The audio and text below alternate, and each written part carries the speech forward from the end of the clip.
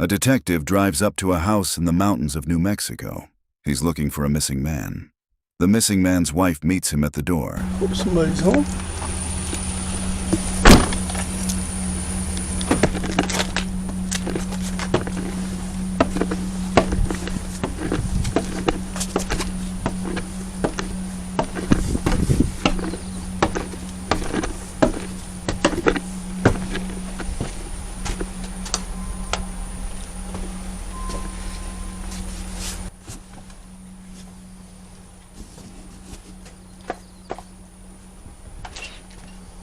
Hi, good morning.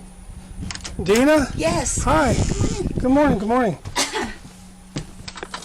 I help you? Hey, I'm doing some I'm Roger, I'm sorry. I'm Roger Dena. Smith. I think we met at a football game. Probably did. I'm trying to do some follow-up on Craig.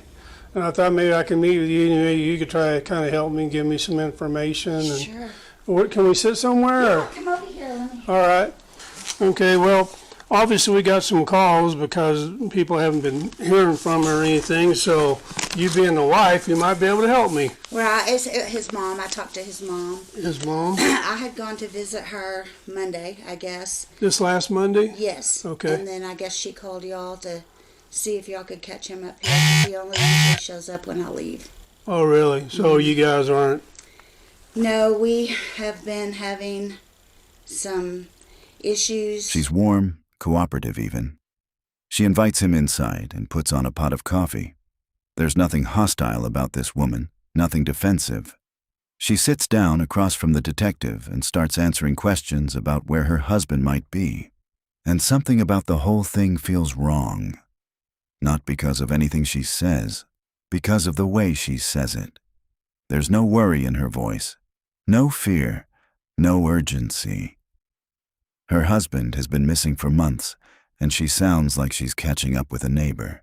Pay attention to this scene because we're going to come back to it. And when we do, you'll understand why, weeks later. A different room, a different woman. Dena Thetford's daughter is sitting across from two detectives. She called them. She said she has information about Craig. And what she tells them sounds like she's still trying to convince herself it's real. Then she called me and she was like, I'm in town, I got this hotel, do you want to come over and I'll take you out to dinner. So we went to Joe's Crab Shack. And then she told me at Joe's Crab Shack. She told you the Crab Shack what had happened? Yeah. Well, like briefly. And then she came over in my apartment later, like the next day or something, and like I asked her questions, and then that's when she told me more. Dena drove to Texas, checked into a hotel, took her daughter to dinner, and somewhere between the appetizers and the check, she told her what she did.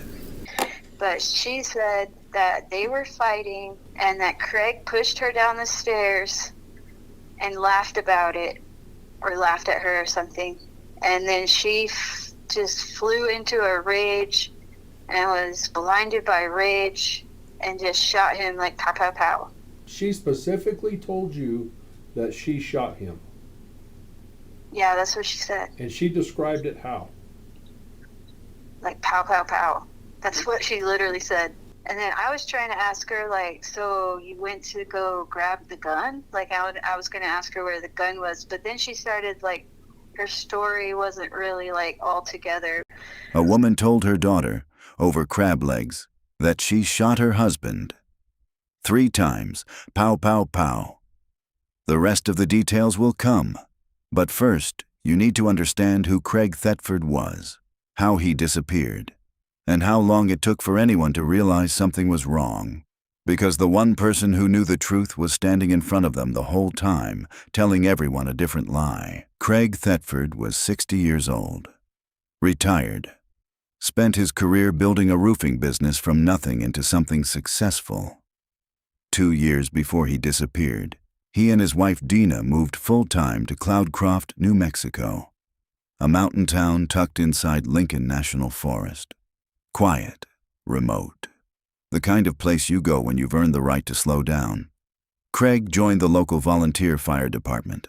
He made friends with his neighbors. He helped one of them hang drywall and reshingle a roof. He called his family in Texas regularly. He was the kind of man who always picked up the phone, always called back. And then in January 2025, that stopped. Completely. No calls, no texts, no visits. His phone went from always answered to never answered. His business partner couldn't reach him. His friends couldn't reach him. His grandson couldn't reach him. His mother couldn't reach him. 2 months of silence from a man who never went silent. In May, Craig's business partner picks up the phone and calls the Otero County Sheriff's Office. In May, Craig's business partner picks up the phone and calls the Otero County Sheriff's Office. Communications on a recorded line. How can I help you? Who would I talk to have a wellness check done on an individual? That would be me. What's going on? His name is Craig Thetford. Everybody here in Texas has been trying to get a hold of Craig for nearly 2 months. Okay. We can't get a hold of his wife. We're really concerned about him because this is not like him. He always answers his phone or calls back. Nobody can get a hold of him. Officers are dispatched to 97 Heatherway that same day. Sheriff's Office. Sheriff's Office.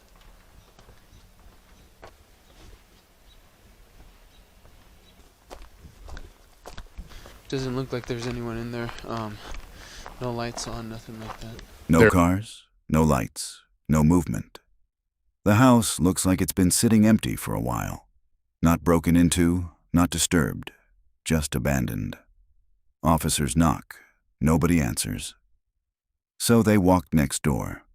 And what the neighbor tells them confirms that whatever is going on here started months ago. Deputy Ventura with the Sheriff's Office. By chance, have you seen your neighbors over at 97 Heather? No, sir, I hadn't. I've been really worried about him Okay. since January. Since January? Yeah. So, is it like, do they live here like part-time, or is it like full-time kind of thing? Do you know? Well, he moved up here. They moved up here full time. Okay. Oh, this was back about 2 years ago, and we were real good friends and everything. Okay. And we were both on the James County Fire Department. Mm-hmm. And then come January, there was just no contact. No contact at all come January? Yeah. Okay. About like how often would you say you guys usually talk, or? Oh, he talked all the time. Like, was it like phone calls, messages, or just like in person? Oh, he's the one that helped me do all this driveway. Oh, He's the okay. one that helped me do this roof. Okay. Okay, so you guys would hang out? Yeah, we stuff were like real that. good friends. Gotcha. And you said since January you haven't seen anybody, heard from him or anything like that? Yeah, January, I got sick, he got sick, and then it was after that, he just disappeared. Okay. I didn't know if he got sick and passed away, or I didn't know what happened. Okay. Because I ain't been able to talk to him or nothing. Gotcha. This isn't someone who vaguely noticed a neighbor was gone. This is a man who worked alongside Craig, talked to him daily, served with him on fire calls. And then one day in January, the line went dead. He's been sitting with that for months, wondering if his friend died. Nobody told him anything. Officers approach a second neighbor. Same question, same answer. Hi, can I help y'all? Yes, ma'am. How are you? I'm Deputy Ventura with the Otero County Sheriff's Office. Yeah. We were looking for Craig Setford. Yeah, we haven't heard from Craig. Okay. How long has it been since you have spoken to him or seen It him? has been since January. Since about January? Yeah. But this neighbor adds something that makes everything more complicated. Okay. Yeah, his wife Dena is my friend. She's in and out from the house down there. Okay. But she hasn't really talked to him either, which is weird. And when was the last time you saw Dena here in the area? It's probably been about 3 weeks now. About 3 weeks? Yeah. Gotcha. She's supposed to be coming to town this week, though. Craig is gone. Vanished in January. But Dena has been coming and going from the house the whole time. She's been present. She's been visible. And she's told this neighbor exactly one thing about where Craig went. So, is everything okay? Yeah, so pretty much the reason we're here because some of Craig's friends were worried about him because they haven't heard from him in a while. Hey. So that's why we came out here to try to see if he was here, just make sure that he's okay. Obviously, as you already know, there hasn't been anybody staying in the house for a while. No. So we're just kind of trying to piece everything together. Just want to make sure that he's okay. Yeah, no kidding. From what we heard, I mean, what Dena had said, that he was going to Breckenridge because his mom, he needed to take care of his mom. Okay. He went to help his mother. That's what Dena told this neighbor. Remember that. Because it's not what she's going to tell the next person who asks. Before officers leave, the neighbor gives them Dena's phone number. They dial it right there, straight to voicemail. The next day, the sheriff's office gets another call. This time it's Craig's grandson. Communications on a recorded line. How can I help you? Okay, this is going to seem really, really strange. About 4 months ago, my grandpa had went off the face of the world, and he's a volunteer firefighter up there. He loved to do it. He talked to me about it all the time. And so I'd like to place a wellness check, but the only person that said she's talked to him in 4 months is his wife, and apparently now they're getting a divorce. He's doing a whole bunch of stuff, but I don't believe it. It's not my grandpa. It's just really strange. What's his name? Craig Thetford. 4 months, and the thing that broke the family, Craig didn't call his mother on Mother's Day. Never missed it, ever. For the grandson, that was the proof. Something happened to Craig, and Dena's story doesn't add up. A detective follows up directly. Calling from the Otero County Sheriff's Office. Is this... Yes, sir, it sure is.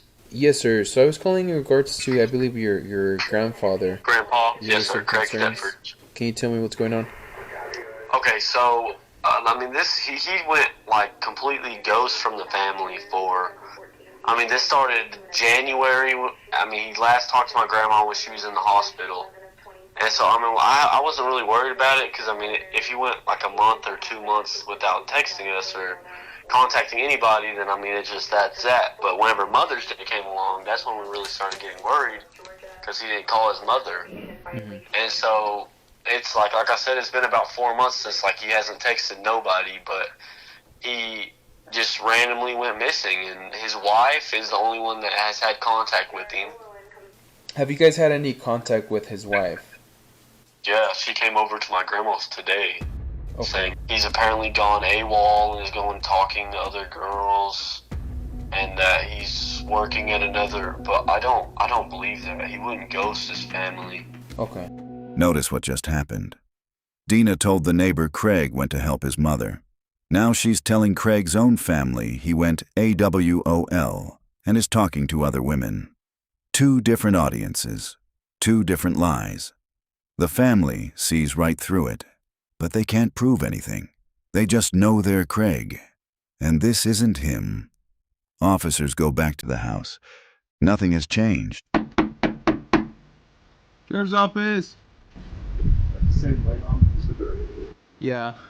Yeah, it's the same light. Seeing anything different? No, it looks exactly the same. Doesn't look like anyone's been here. I'm not seeing anything that's changed or moved. Same motion lights turning on like nobody's working. Same empty house, but the first neighbor is waiting for them again. He flags the officers down and pulls out his phone. He wants to show them something. His text thread with Craig. Blue's you, right? Yeah, Blue's me, and he's on this side. And this is the only way I've been able to have any communication with you. And I don't even know if it's him. Okay. And he read this one, didn't respond. I sent him another one on this one, and I hadn't gotten nothing. It hadn't even shown red. And it don't even show that it's been read. Okay. That was 27th? Yeah, the 27th of January. Yeah, the 27th of January. January 27th. One message opened, not replied to. The next one never even read. That's the last sign of life from Craig's phone, and the neighbor makes a point that matters. He doesn't even know if it was Craig reading those messages. The detective tries something. And you obviously recognize his voice if you talk to him. Oh, yeah. Do me a favor, call his phone number right now while we're here. I can give it to you if you don't have it ready available.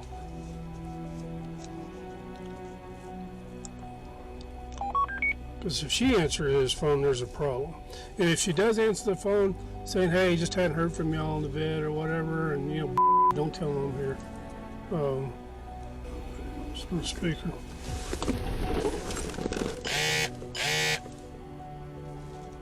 Welcome to Verizon Wireless. Your call cannot be completed as the called party is temporarily unavailable. Please try again later. Not voicemail, disconnected. Craig's phone is dead. The line doesn't exist anymore. A man who always called back, his number is gone. Officers have been trying to reach Dena since the first wellness check.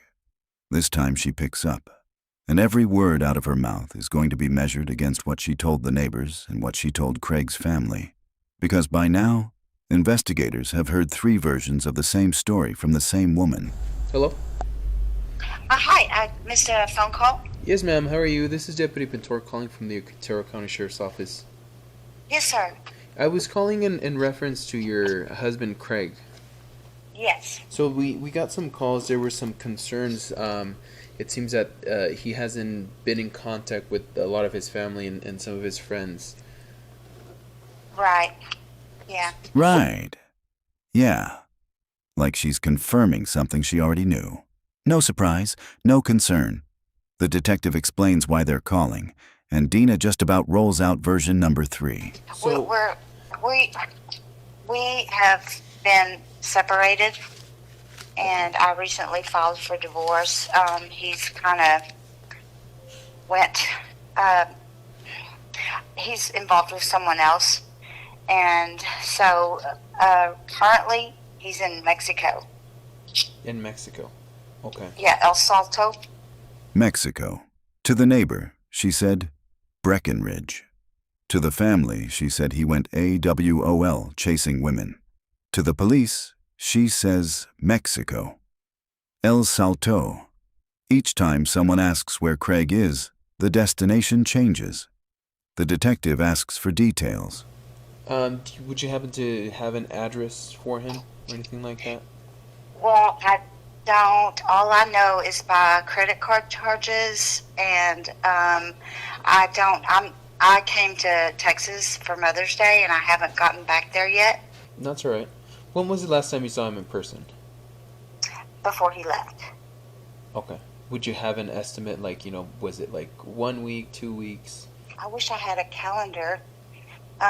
This is the 12th. The first of the month. First of the month. And okay. that is definitely an estimate. Okay. And you saw him in person, correct? Yes. Okay. He was packing. Yes. Where was this at? Was this at your residence on Heatherway? Yes. Okay. Yes.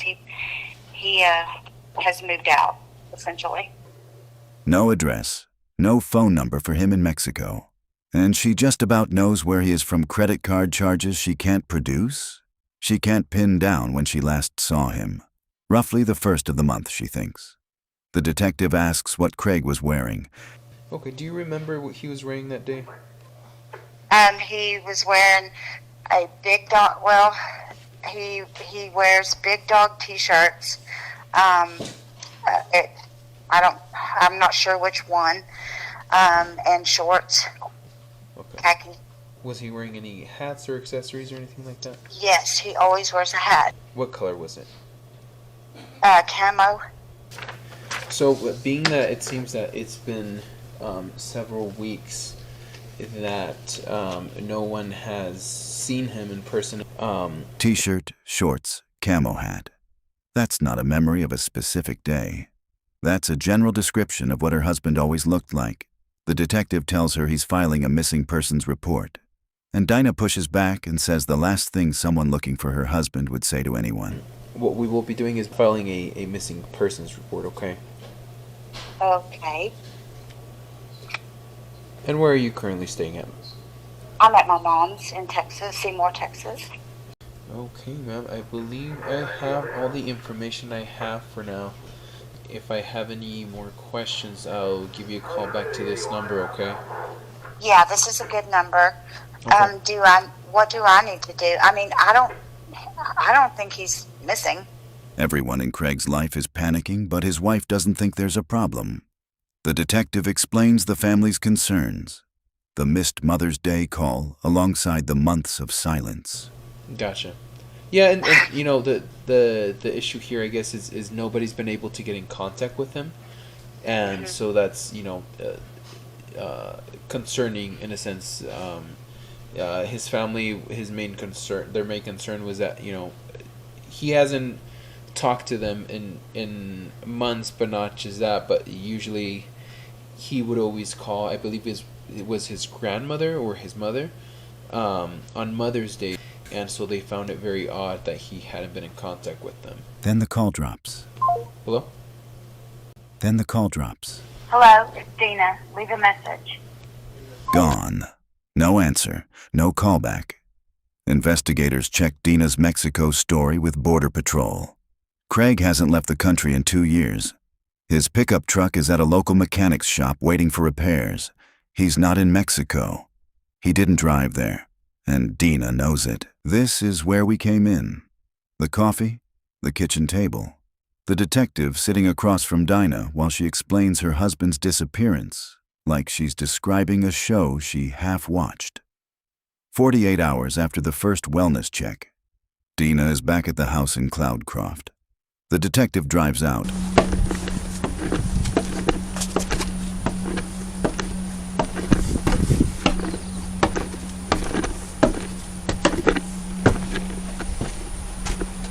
When he arrives, Dena meets him at the door. Coffee, a seat at the table. No hesitation, no request for a lawyer, no resistance.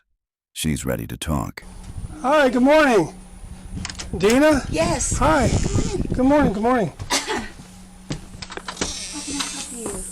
Hey, I'm doing some I'm Roger, I'm sorry. I'm Roger Dena. Smith. I think we met at a football game. Probably did. I'm trying to do some follow-up on Craig. And I thought maybe I could meet with you and maybe you could try to kind of help me and give me some information. And Sure. Can we sit somewhere? Yeah, or? come over here. Let me. All right. Okay, well, obviously we got some calls because people haven't been hearing from her or anything, so you being the wife, you might be able to help me. Well, it's his mom. I talked to his mom. His mom? I had gone to visit her Monday, I guess. This last Monday? Yes. Okay. And then I guess she called y'all to see if y'all could catch him up here, 'cause he only usually shows up when I leave. Craig only comes home when she's gone. Avoids her. She says they're separated. Since mid-February. Oh, really? So you guys aren't...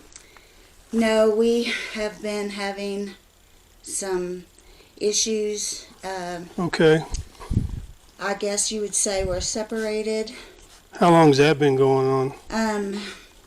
Well, nothing's legal yet. We haven't been really spending much time together since probably February. February. Early February, late February? Late February, or mid-February. Since mid-February. Okay. And then, so things weren't working out, so you left, he left, how did that? He left. He told me, well, he first went to Texas because said he needed to go help his mom. So he left here to go help his mom? That was what he said, yes. According to Dena, Craig left first, told her he needed to go to Texas to help his mother, then to Albuquerque for firefighter training. She says things came to a head around her mother's birthday, February 27th. When was that? That was like probably maybe the second week of February that he left the first time. So, and that was like the second week of February? You'll have to bear with me because I don't keep track of time at all. But yeah, I mean, it was February, and supposedly he would stay there a week and then come back on the weekend. And you thinking this is maybe the Socorro Fire Academy or the Albuquerque Fire Academy? Well, all he ever really told me was Albuquerque. Okay. But then, and it just, and I just, whatever. And sometime in February, I kind of started feeling resentful, and I asked him to start spending more time with me and doing things, and he just put this above everything. And this is my side, and that's how I feel. That was in February too? February, maybe March, 1st of March, or no, it was the end of February because it was my mom's birthday. Okay. My mom's birthday is the 27th.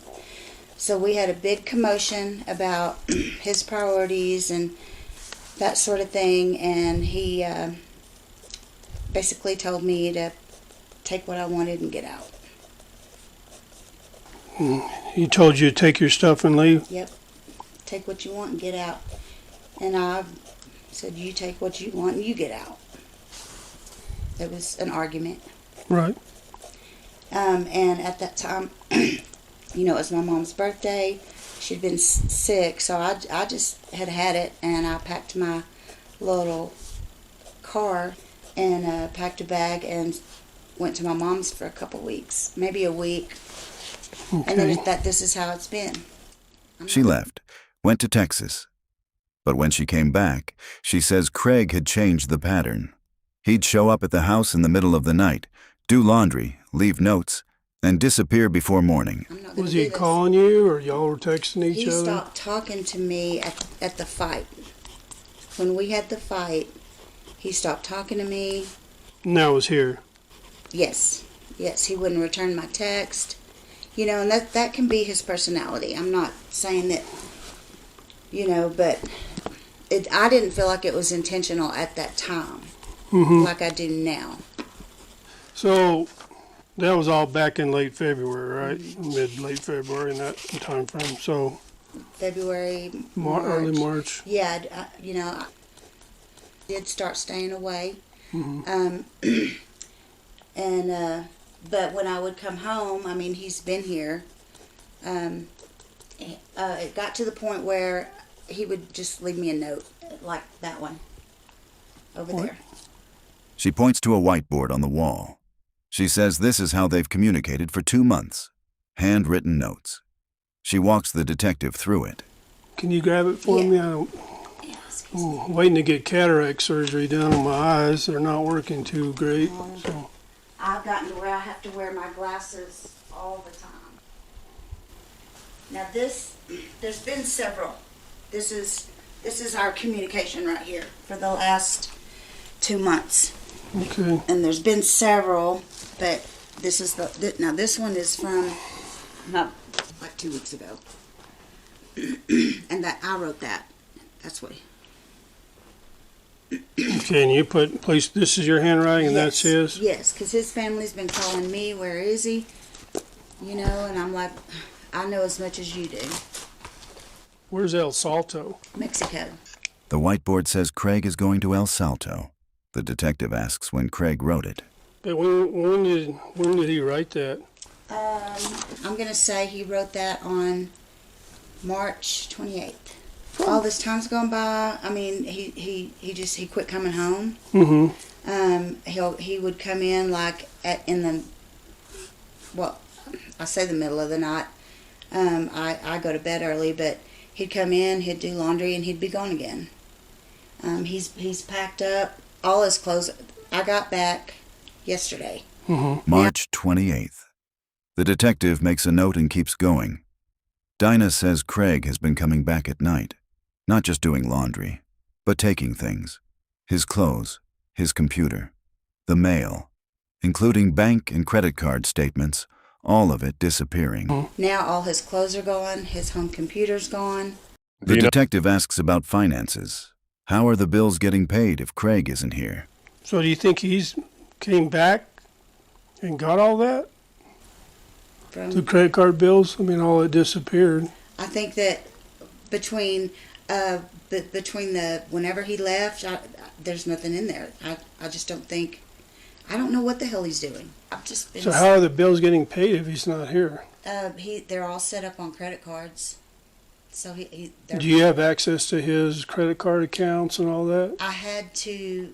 I have 2 that he gave me, and then he showed me how to go up to the computer and make the payment, because he does that manually each time. But I mean, nothing's cut off. Nothing's been shut off. Bills are paid. But Craig is supposedly in Mexico with no phone and no trail. Then Dena says something she frames as a confession. I have an important fact, but I'm hesitant to... Can I say something off the record? Sure. Craig keeps all our money in cash. Okay. So, and I can't get in the safe, so I can't tell you if he took it or if it's there. All the money? Mm-hmm.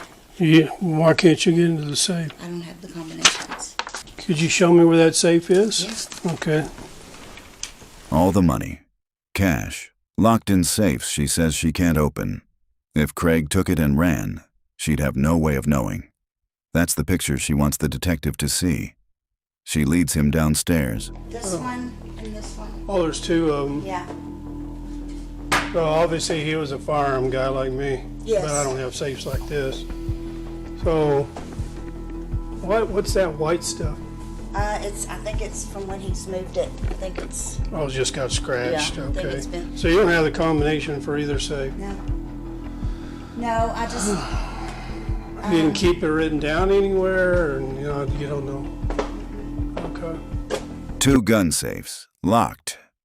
Dena says she's never had the combinations. Hold that. It's going to matter soon. They go back upstairs. The detective asks what she thinks happened. So what do you think's going on? Honestly, I think he's running around with someone. Okay. No idea, though, who? No. Or where? No. So, you're thinking maybe he's in a relationship with somebody else? I really do. Was there anything else you can think of that might lead me in the right direction, or a direction? I think he wants me out. And I think there's a reason that he wants me out.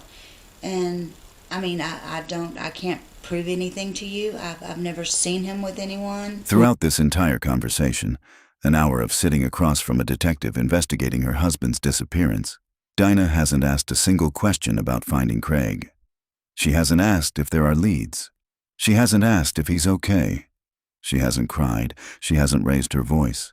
She's been drinking coffee and narrating a version of events with the energy of someone describing traffic on the way to work. Before the detective wraps up, he circles back to the whiteboard. Same question as before.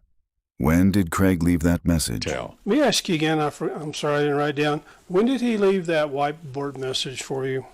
It was on. Well, I went to town on the 28th of this month. Of April. April. Yes. 30 minutes ago, she said March 28th. Now she says April. The detective doesn't react. He writes it down, but he just caught her shifting her own timeline in real time. Alrighty. Anything else you can think of? I need to know. If you hear from him, I need to know right away. Okay. Because I have entered him as a missing person at this point. He's listed as a missing person. So usually when they just drop off the whole radar, something's not good. On his way out, the detective clocks something in the driveway he didn't see last time. A brand new Ford Mustang, Texas plates. He runs the tag, registered to Dena. A new car, for a woman who says she can't access the money. On his way out, the detective clocks something in the driveway he didn't see last time. A brand new Ford Mustang, Texas plates. He runs the tag, registered to Dena. A new car, for a woman who says she can't access the money. We was on our way back home, and Craig said, if anything ever happens to me out on one of these calls, Dena has a combination to the safe, and I keep an envelope full of money in it. And that way she can take care of anything. Okay.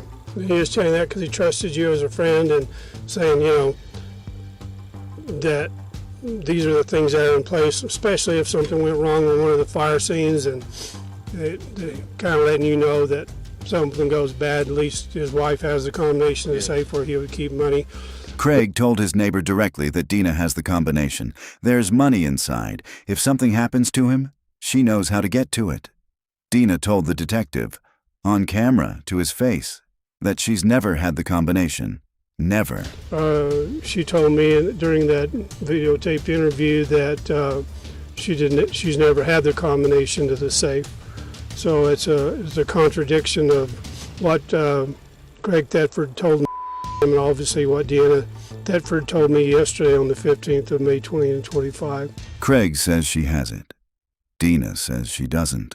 And the person who's lying is the person who just bought a house and a car with cash while claiming to be broke. 4 days after the kitchen interview, the detective drives back to 97 Heatherway. When he pulls into the property, something has changed. Next to the house, a freshly dug hole. 24 basin, I'll be 97. About 4 feet deep. A few yards away, a backhoe. The detective walks up. Dena comes out. More coffee. Good morning. How are you? Good, how are you? Good, good. I was about to make some coffee. I'll take some coffee. What are you putting in the ground? I'm not putting it in the ground. I was trying to flatten it. I'm going to roll those rocks back in there.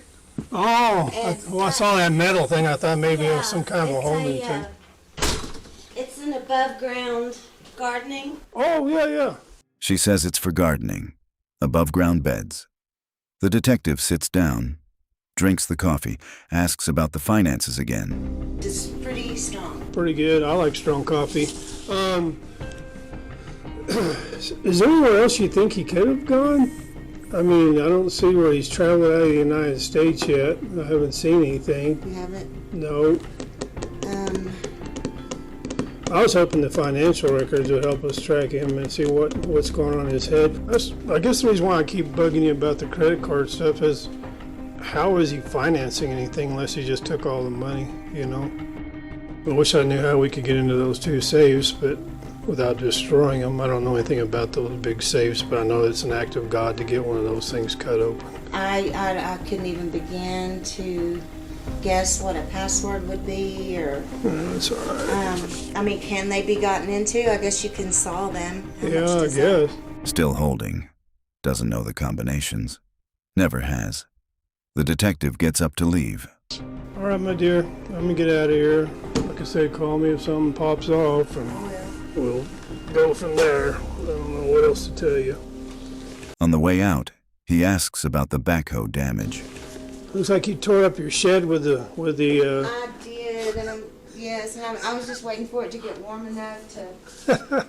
What my original plan was just to flatten it out. Yeah. And I mean, I used to drive that tractor. Yeah. But I just don't have it anymore. Yeah, I hear you. You gonna do some above ground gardening? Yeah, that.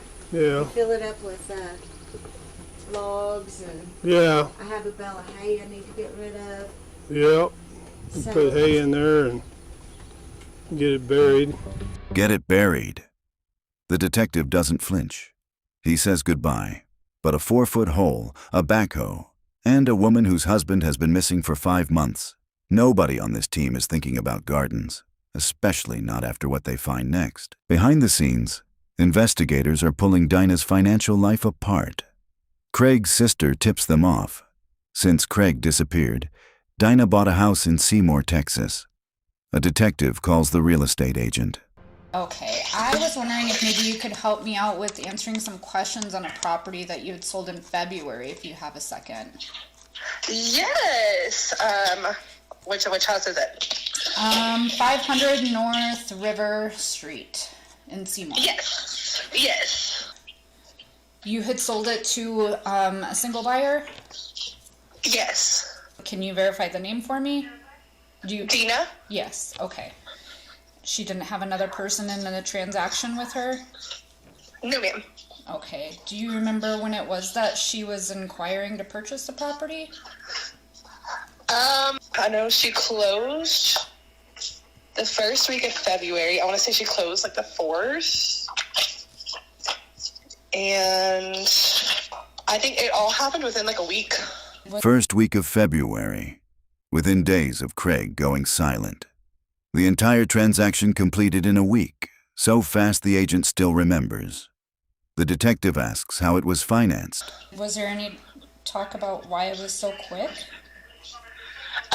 She was moving down here to be closer to her mom. That's all I knew. Was there a mortgage or was that a cash sale? It was all, I think it was just cash sale. I know she didn't have a loan. All right. Is there anything else? Did she mention husband or him moving with her, or? No, I thought that they had got divorced. Kind of just what I've heard, but I don't know for sure. But she just said that they weren't together anymore. I just kind of figured that they split up. It happens, that I didn't pry. Sure. Cash deal. No mortgage. No mention of Craig. Plus the new Mustang in the driveway. Dena says she can't get into the safes. She says Craig controls the money. And yet, a house, a car, all paid in cash, all within weeks of Craig vanishing. The math only works one way. Investigators dig into Dinah's past. 3 marriages before Craig, former correctional officer. When they reach her 3rd ex-husband, the picture of who Dena really is starts to take shape. Why did you guys end up getting a divorce? Because she's crazy. Can you elaborate a little bit more on that for me? Yeah, she is what they classify as a binge drinking alcoholic. She will go sober for long periods of time, months sometimes, and then she'll start drinking. Usually starts by having a beer, and then a beer turns into a 6-pack, and then a 6-pack turns into a 12-pack, and then she starts drinking whiskey. When she starts drinking whiskey, she goes completely insane. He says Dena tried to kill him twice. Okay. You said she gets violent when she drinks? Oh, absolutely. Twice she tried to kill me. Came after me one time with a kitchen knife. I had to call the Seymour police and have her arrested to get her off of me. And then another time, she had found my Glock 22 hidden in my dresser drawer. Luckily, I was smart enough not to leave the chamber, and she got a hold of that and chased me out of the house with that while pulling the trigger. Then she figured out it wasn't going to fire, so she was trying to rack the slide to load it, but she didn't have the strength or the know-how or whatever. Couldn't get it loaded, so that afforded me the chance to get away.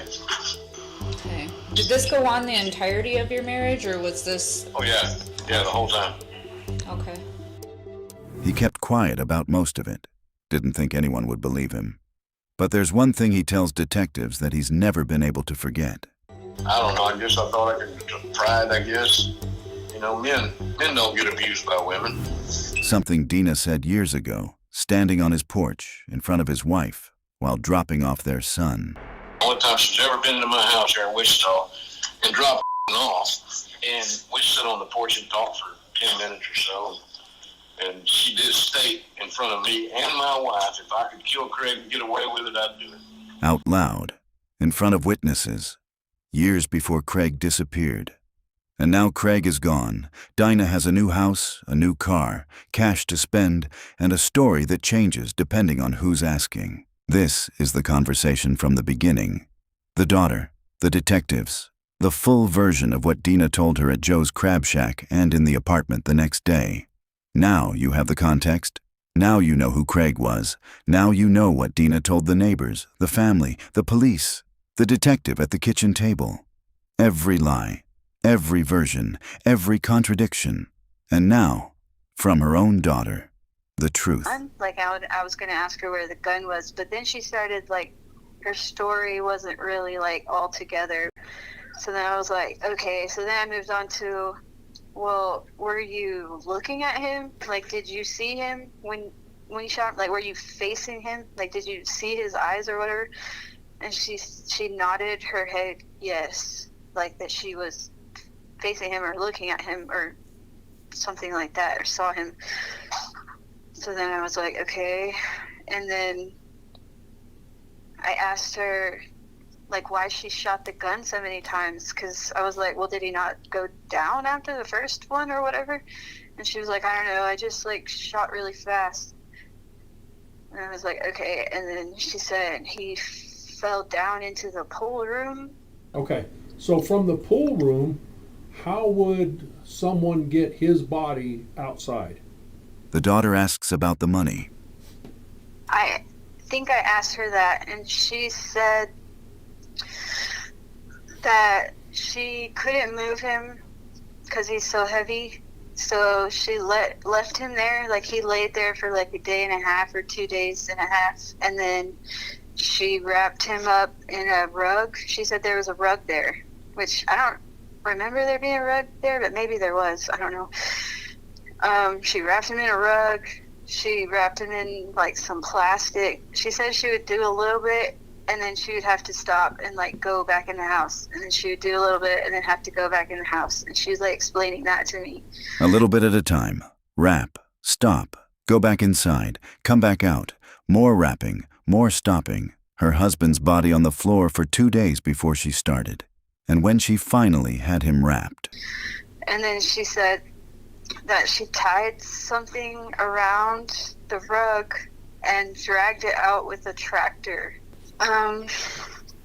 Dragged him out, and then she told me that his body's in the carport. The backhoe. The same backhoe the detective saw parked next to the hole. The daughter asks when this happened.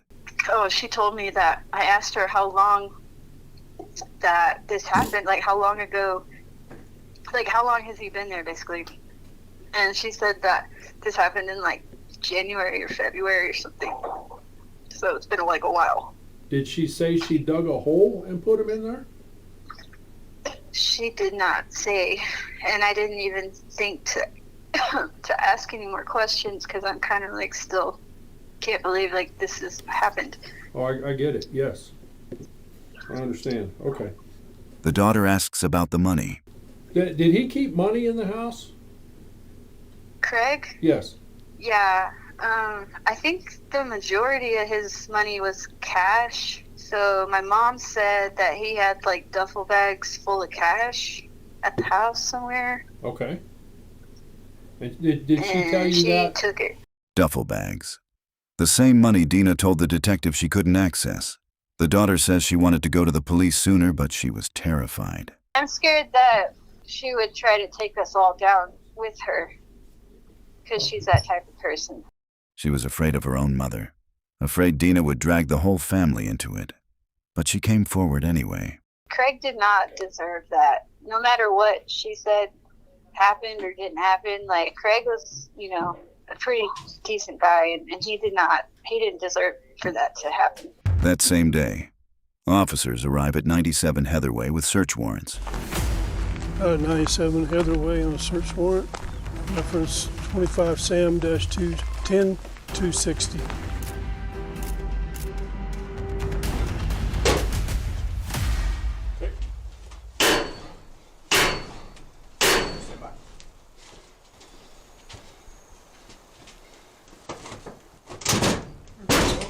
Good job, gentlemen. Police Department! Sheriff's Office, National Soul! Search warrant! Dena isn't home. Officers clear the house and move to the carport. The smell reaches them before they get close. Under piles of cardboard, wrapped in blankets, sealed in a garbage bag packed with mothballs. Craig Thetford, 5 months. He'd been there for 5 months. Through every wellness check, through every phone call, through every cup of coffee, through every lie about Mexico and Breckenridge and other women and firefighter training and whiteboard messages and safes she couldn't open. 30 feet from the kitchen table where she sat across from the detective and told him she thought Craig was running around with someone else. He was right there the whole time. Officers break the locks on the 2 safes. Okay.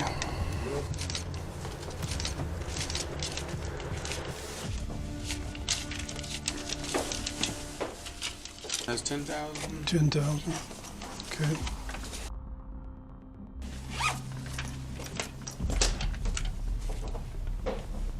Just want to hold that open real quick. Holy smokes. Is there more? Oh, yeah. Yeah. Bunch more. $84,200 in cash, an arsenal of firearms, and an assortment of cleaning agents, including a carpet shampoo machine. 004110 to 004125. Clip. Is that dirt or is that blood? Let me see if there is anything else.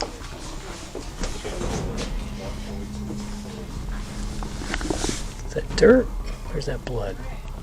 The medical examiner rules Craig died from 3 gunshot wounds. Cause of death, location of the body, timeline. Every detail matches what the daughter told police. Every word, pow, pow, pow. 3 weeks later, Seymour, Texas. Officers arrive at Dena's mother's house with a warrant. She inside the house? No. What's She's not here. She's in Wichita Falls. What's she doing in Wichita Falls? Because she tried to take her life. They drive 50 miles to a hospital in Wichita Falls. Arrest her there, first-degree murder, tampering with evidence. The next day, detectives give her a chance to explain. All right, Dena. So, I'm sure you understand why we're all here? Yes. Did you get a copy of your arrest warrant No, yesterday I haven't gotten when a you were copy picked yet. up? Okay. Anything by anybody, anywhere. Okay. And I'm just gonna tell you right now, I'm gonna need a lawyer. Okay. And that's as far as I'm gonna go. That's as far as she goes. 7 words. After 5 months of talking, 5 months of stories, 5 months of coffee and whiteboards, and I think he's running around with someone. Now, nothing. Now let's go back to the kitchen. The detective is sitting at the table. Dena is across from him. There's coffee between them. She's explaining that her husband left her for another woman. She's pointing at a whiteboard. She's telling him she can't open the safes. She's calm. She's helpful. She's pouring refills. Craig is in the carport. She knows he's there. She put him there. She's shot him 3 times. Left his body on the floor for 2 days, wrapped him in a rug and plastic a little at a time, dragged him out with a tractor and covered him with cardboard and mothballs.